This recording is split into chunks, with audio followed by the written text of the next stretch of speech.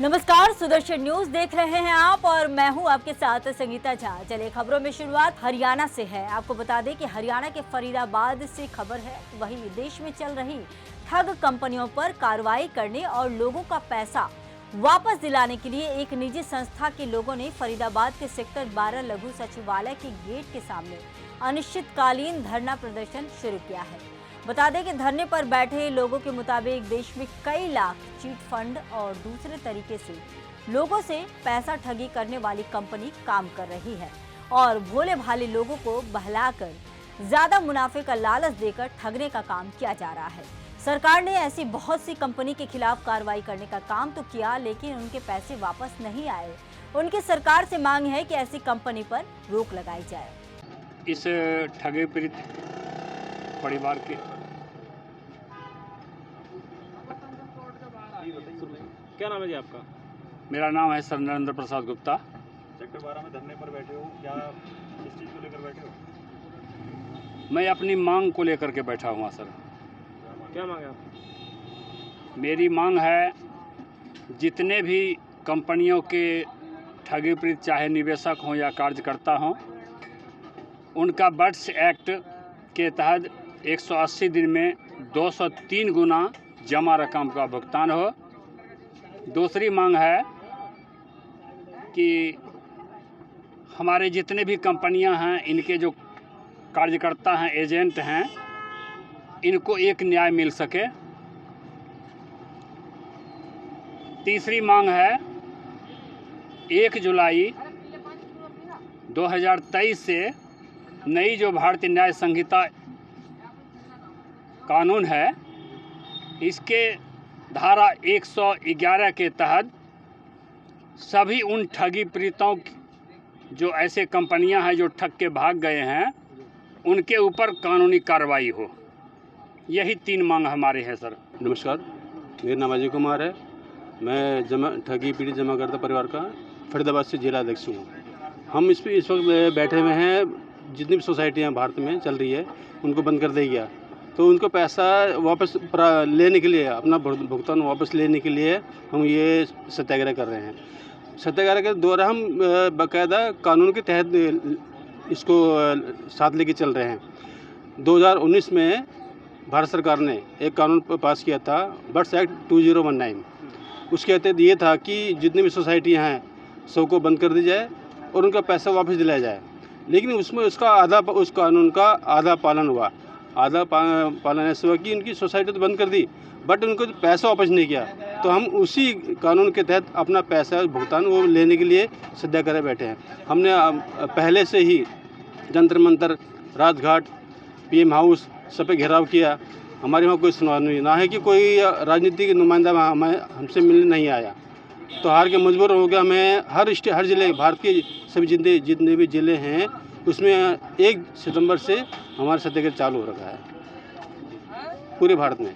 कितने जो आप बता रहे हैं जो ठगी हुई है? ठगी, हाँ, इसमें टोटल ये सर, ये तो मैं वो आंकड़ा बता रहा हूँ जो कि सामने आया है ईमानदार लोगों का। बाकी लोग वैसे भी पैसा जमा करते हैं, वो सामने आए 42 करोड़ लोग बता रहा हूँ मैं, अमाउंट नहीं बता रहा मैं। 42 करोड़ लोगों का पैसा है 42 करोड़ जो कि सामने अभी सामने है। आप जिस तरीके से कह रहे हो कि धरना आपने काफ़ी जगह किया है, जी हाँ। फिर आप सेक्टर 12 बैठे हैं। जी हाँ। तो अगर यहाँ भी सुनवाई नहीं होती तो अगला कदम क्या होगा? नहीं सर, अब तो हम बैठे हैं अनिश्चितकालीन के लिए। जब तक हमारी मांग पूरी नहीं होती हम यहाँ से हटेंगे नहीं, हिलने वाले नहीं। कंपनियों के निवेश किए गए थे कितने कंपनियों में? सर भारत में कंपनियां तो जैसे 3 लाख तो बाकायदा सरकार की नज़र में थी, जो कि बंद की गई है। उसके अलावा भी और काफ़ी कंपनियां हैं जो कि सरकार की नज़र में नहीं है, लेकिन वो कंपनियां या सोसाइटी बाकायदा सरकारी पेपर दिखाती है। और आपको शायद ध्यान होगा, एक RBI के द्वारा एक साइट लॉन्च की थी सचेत करके। वो इसलिए की थी कि जो भी आपका अगर जो किसी भी कंपनी में या सोसाइटी में पैसा लगाते हैं तो आप उसमें देख सकते हैं, उसमें जो जेन्युइन है वो भी आएगी और जो फ्रॉड है वो भी आएंगी। दोनों शो करती थी, मैंने खुद उसको देखा। तो जहाँ जिसमें भी मैंने किया वो भी फ्रॉड निकल गया। बाद में सरकार से मान्यता प्राप्त हुई है, उसके बाद भी पैसे लेके भाग गई है, उसमें वो भी कंपनी बंद हुई, लेकिन अभी भी चल रही जोर से पे। लेकिन उसके लिए प्रशासन का कोई किसी तरह की कार्रवाई नहीं होती है। क्या मानते हैं सरकार के साथ मिले जुले? हाँ सर, ये तो जाहिर सी बात है, इसमें कोई दोहरा है ही नहीं। अब ये मैं कहूँगा प्रशासन की इसमें कहने की कमजोरी है। अगली खबर यूपी के कौशाम्बी से है। आपको बता दें कि कौशाम्बी में बीजेपी जिला अध्यक्ष की अगुवाई में मिस कॉल के माध्यम से लोगों को सदस्यता दिलाई गई। कौशाम्बी में भारतीय जनता पार्टी के जिला अध्यक्ष धर्मराज मौर्य ने जिले के पदाधिकारियों के साथ आम लोगों से विशेष अपील करते हुए कहा कि सशक्त भारत, भाजपा समृद्ध भारत बनाने के लिए भाजपा की सदस्यता अभियान से जुड़े व देश को विकसित राष्ट्र बनाने में सहयोग करें। संगठन का महापर्व सदस्यता अभियान प्रारंभ हो चुका है। आप सबसे आग्रह है कि भारत भाजपा का सदस्य बने, विकसित भारत के संकल्प को पूरा करने में सहयोग करें। अगली खबर जनपद अमरोहा के गजरौला में भारतीय किसान यूनियन संयुक्त मोर्चा के राष्ट्रीय अध्यक्ष नरेश चौधरी की अध्यक्षता में किसान यूनियन ने अमरोहा जनपद के गजरौला में प्रदर्शन किया। किसानों ने आरोप लगाया कि सरकार अपने चुनावी घोषणा पत्र के वादों पूरे करे को लागू नहीं कर रही है।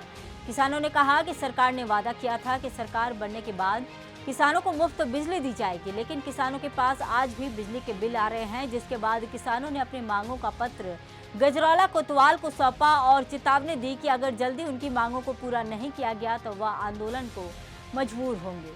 अगली खबर यूपी के बुलंदशहर से है। आपको बता दें कि बुलंदशहर नगर में संचालित अवैध नर्सिंग होम पर जांच करने सीएमओ द्वारा गठित टीम पहुंची। वहीं जांच के दौरान संचालक प्रदूषण नहीं दिखा पाया तो वहीं नौकरी लगवाने के मामले में घोटाले के आरोपी सीएचसी के चौकीदार का सील किया नर्सिंग होम बताया जा रहा था। साथ ही खुर्जा के किला रोड नाले की पटरी के निकट बने एक नर्सिंग होम पर कार्रवाई भी की गई। खुर्जा क्षेत्र में एक हॉस्पिटल है मां ममता के नाम से, उसके संबंध में लगभग लास्ट वीक एक शिकायत मिली थी कि ये जो है बिना रजिस्ट्रेशन के ये हॉस्पिटल संचालित किया जा रहा है और इसके संबंध में कुछ और भी शिकायतें प्राप्त हुई थी, जिसके संबंध में आज जो डिप्टी सीएमओ हैं डॉक्टर हरेंद्र बंसल और मेरे द्वारा निरीक्षण किया गया था। हॉस्पिटल में निरीक्षण दौरान उनके द्वारा किसी प्रकार का कोई रजिस्ट्रेशन डॉक्यूमेंट या फायर की एनओसी, पोल्यूशन कंट्रोल बोर्ड की एनओसी नहीं दिखाई गई, जिसके क्रम में आज हॉस्पिटल को सील कर दिया गया। सर, खुर्जा तहसील के अंदर और भी इस प्रकार के हॉस्पिटल बने हुए हैं? जितने भी हॉस्पिटल हैं हम अपने एंड से भी इसको वेरीफाई कर रहे हैं और जितने भी ऐसे हॉस्पिटल हैं जो हमें प्राइमरी स्तर पे ये दिख रहा है कि ये फर्जी हैं या बिना किसी रजिस्ट्रेशन के चल रहे हैं या बिना मानकों को पालन करते हुए चल रहे हैं, उनके खिलाफ भी कार्रवाई की जाएगी। किसके आदेश पर ये निरीक्षण किया गया था और सर टीम में कौन कौन था? इसमें यही है कि जब लास्ट वीक जो शिकायत हमें मिली थी हॉस्पिटल के संबंध में, उसी के संबंध में शिकायत आज इसमें किया गया था। तो मैं था और deputy CMO doctor Harendra Bansal थे, तो उसी क्रम में आज निरीक्षण किया गया था। अब बात करेंगे यूपी के कौशाम्बी की। आपको बता दें कि कौशाम्बी जिले में युवती से रेप की घटना सामने आई, जहां आरोपी ने पहले अपने प्रेम जाल में फंसाया युवती को और फिर युवती से रेप किया। जब युवती गर्भवती हो गई तो उसे दवा खिलाकर उसका अबॉर्शन करा दिया। जब शादी करने की बात कही तो मुकर गया। युवती ने आरोपी के खिलाफ थाना में पहुंचकर शिकायत की है। पुलिस ने युवक के खिलाफ गंभीर धाराओं में मुकदमा दर्ज कर लिया है।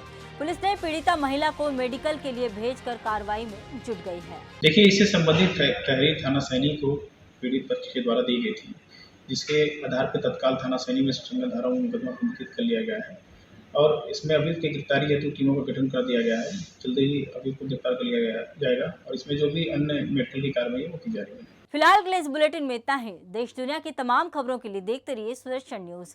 जय हिंद।